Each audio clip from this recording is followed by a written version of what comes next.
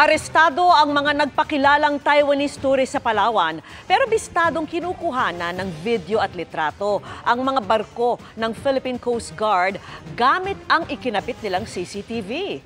Nadiskubre ring Chinese sila at konektado sa isa pang naarestong Chinese spy ayon sa aming source. At yan po ang tinutukan ni John Consulta, exclusive. Nagpakilalang turista mula sa Taiwan ang lalaking ito na kumukuha ng video at litrato sa tabing dagat sa Palawan. Pero nagtaka ang ilang residente na sa kanila ay kakaibang kilos ng umano'y turista. Sa videong ito, makikitang ang kinukunan pala niya, barko ng Philippine Coast Guard na paalis galing sa Naval Base sa Palawan na patungo sa West Philippine Sea.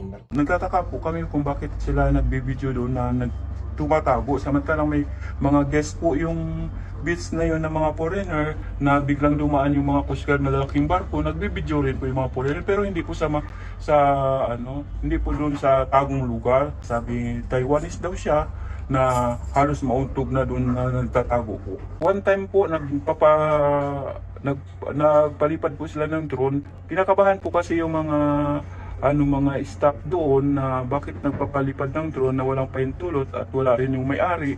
Mas naghinala pa ang ilang residente sa Palawan nang magkabit ang mga nagpakilalang Taiwanese tourist ng CCTV sa isang resort na kanilang nirentahan kahit walang pahintulot ng may-ari at ang mga CCTV camera nakatutok sa karagatan. Nagtataka po kami kasi bakit nakatutok po doon sa dagat na kung saan yung mga barko po ng mga Coast Guard sa Navy doon po dumadaan. Ayon sa source ng GMA Integrated News, ang mga nagpakilalang Taiwanese tourist ay mga Chinese nationals na hinihinalang nagsasagawa ng espionage o pang-eespiya.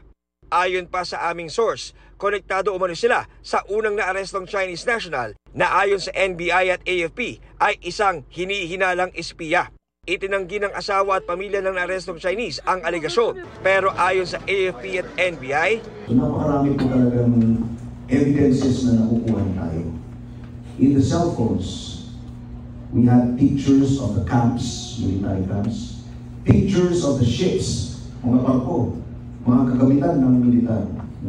Ilan lang yung mga nahuli natin. Marami pa ho ito. Meron pang follow-up at yan ay ilalahat namin sa publiko, malalaman nyo pagdating ng Webes. Kinukumpleto lang natin ang ating ebidensya because nakakuha tayo ng mga aparatos and we cannot just examine that apparatus without court order. So, we have already applied for warrant to disclose the content of those apparatus para mag-hold yun sa court hearing. Nagbigay din ng source mula sa NBI ng litrato ng naarestong Chinese spy habang nakadetene doon. Nilabas ng source ang litrato na walang galos o sugat ang Chinese para pabulaanan ang alegasyon ng pamilya ng Chinese na tinotorture ito umano. Para sa GMA Integrated News, John Consulta, nakatutok 24 oras.